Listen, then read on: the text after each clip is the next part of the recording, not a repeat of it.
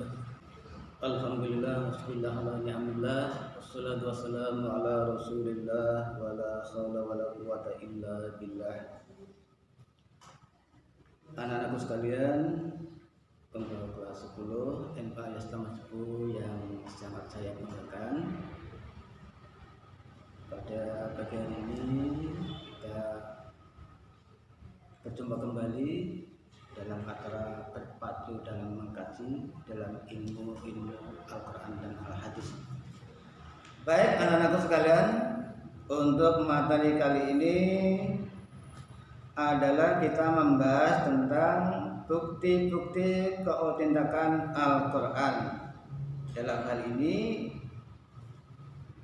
yang kita terangkan adalah dalam surat Al-Baqarah ayat yang ke-23.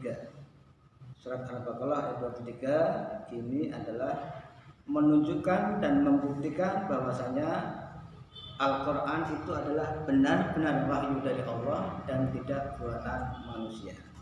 Baik, sebelum kita uraikan, ini akan saya tulis dulu ayat yang ke-23 dari surat Al-Baqarah. Kita tulis Quran surah Al-Baqarah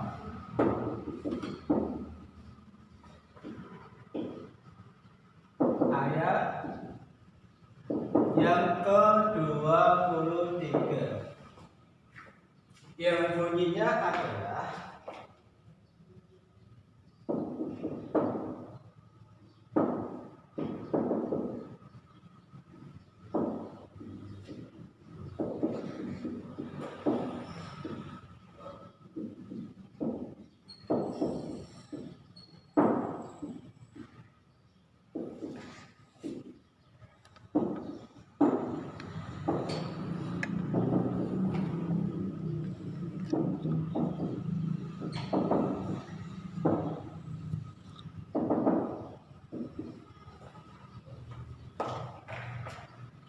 wa in kuntum fi raibin mimma nazzalna ala abdina fa'tu bi suratin min misli.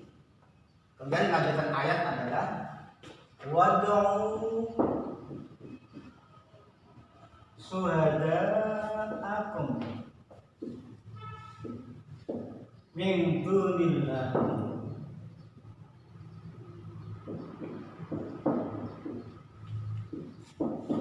in kuntum shadiqin.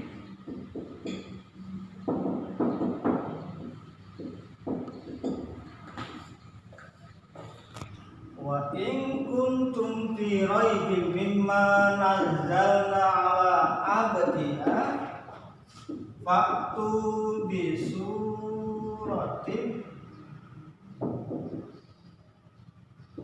min misli wad'u suhada'akum min dunillahi in kuntum shadiqin.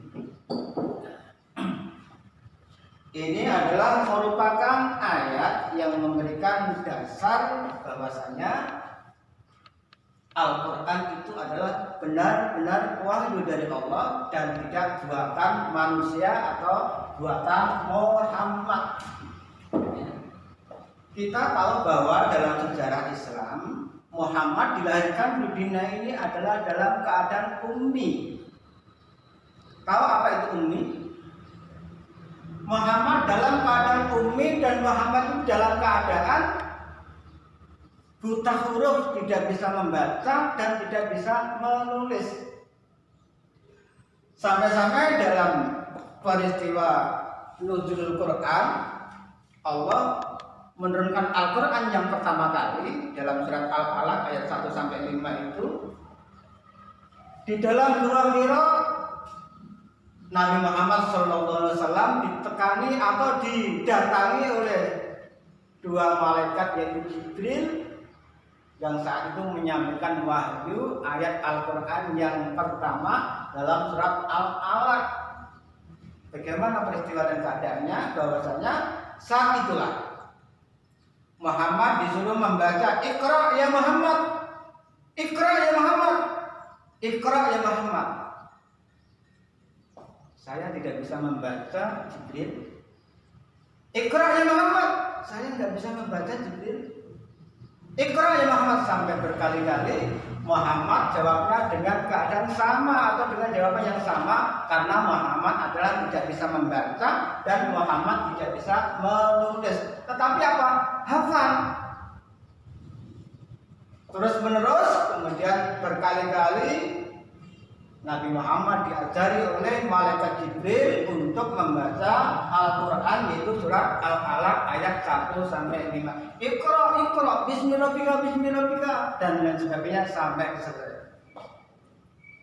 Ini adalah merupakan dasar dan argumentasi antara Jibril dengan Muhammad. Ini adalah Muhammad benar-benar diciptakan oleh Allah Subhanahu wa taala dalam keadaan yang buta huruf, tidak bisa membaca dan tidak bisa menulis.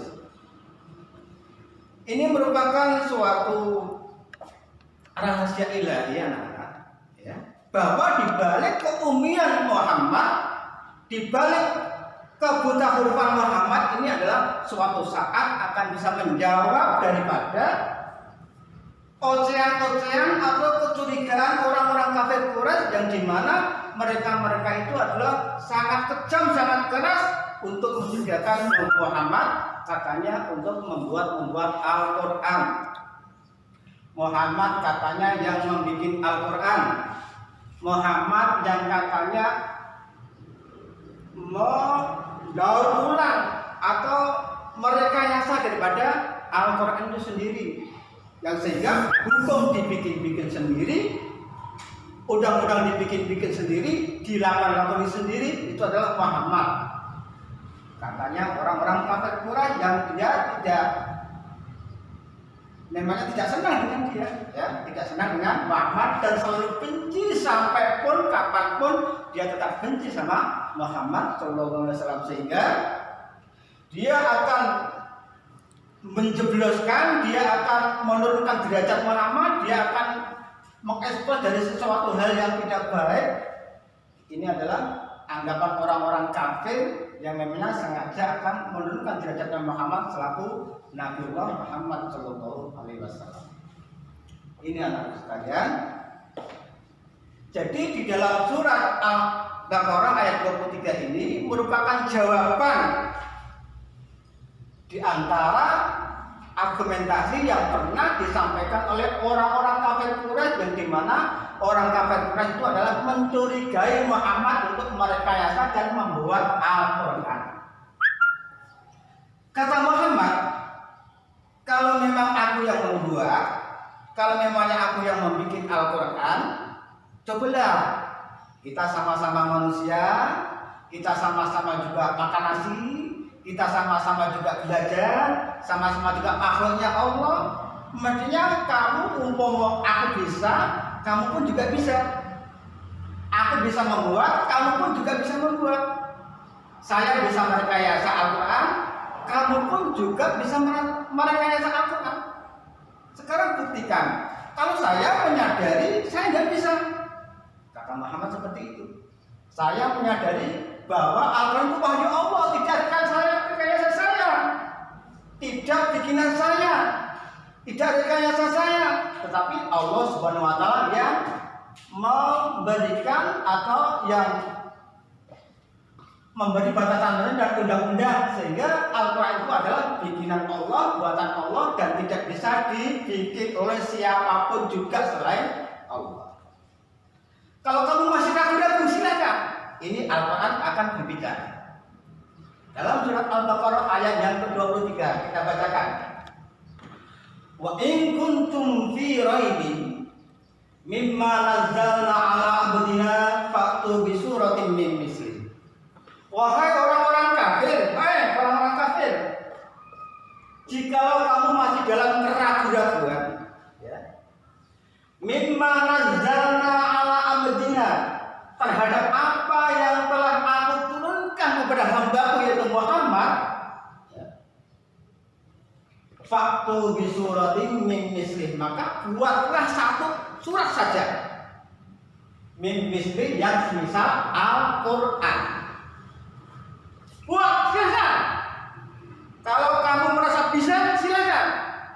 saya menyadari saya nggak bisa. Ini adalah wahyu Allah Subhanahu wa Ta'ala. Kalau kamu nggak bisa sendirian, wad'u syuhada'akum, ajaklah bala tentaramu, ajaklah saudara-saudaramu, ajaklah siapa yang terdekat dengan kamu selain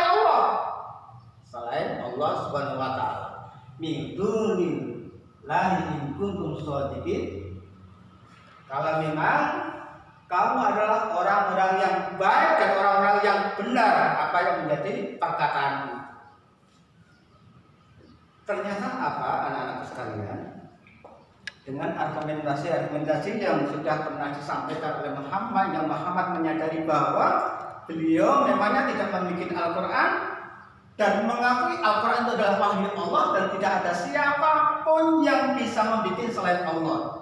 Tapi ternyata orang-orang kafir Quraisy tidak ada satupun yang sanggup untuk membuatnya. Kenapa? Orang kafir Quraisy itu adalah makhluk. Orang kafir Quraisy itu adalah dia manusia. Banyak kelemahan, banyak kekurangan, ya seperti kita ini. Makanya jadi manusia nggak boleh sombong seakan-akan dia itu tahu segalanya.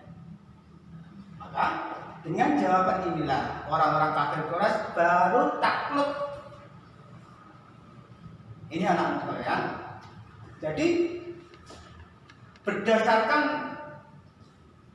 rahasia Allah Subhanahu wa Ta'ala bahwa Allah Subhanahu wa Ta'ala menciptakan Nabi Muhammad yang sedemikian rupa yang dibikin ummi, nggak bisa membaca dan nggak bisa menulis adalah untuk menjawab daripada argumentasi dan olok-olokan daripada orang-orang kafir Quraisy yang memangnya sengaja untuk mencurigai, membikin Al-Quran dan mereka rasa Al-Quran. Bagaimana anak-anak sekarang sudah paham? Paham ya? Ya, oke. Sekali lagi, tolong nanti ini dihafalkan di rumah untuk pertemuan yang akan datang sampai maju satu-satu. Ini sebagai PR kalian, sebagai pekerjaan rumah kalian, dan di rumah kalian bisa belajar dengan baik. Ini sekali lagi saya katakan bahwa dalam surat Al-Baqarah ayat yang ke-23 ini adalah merupakan jawaban daripada Muhammad selaku orang yang diangkat Rasul dan Nabi Allah Subhanahu wa Ta'ala menjawab daripada kecurigaan orang-orang kafir Quraisy di dalam untuk dalam pembikinan Al-Quran dan pembikinan Al-Quran, bahwa Al-Quran itu adalah merupakan wahyu Allah dan tidak rekayasa manusia dan tidak rekayasa Muhammad. Kalau tidak paham, saya akhiri karena pertemuan yang selanjutnya kita sudah ditunggu dengan guru yang lain. Terima kasih atas segala perhatian dan mohon maaf atas segala kesalahan-kesalahan. Terima kasih. Assalamualaikum warahmatullahi wabarakatuh.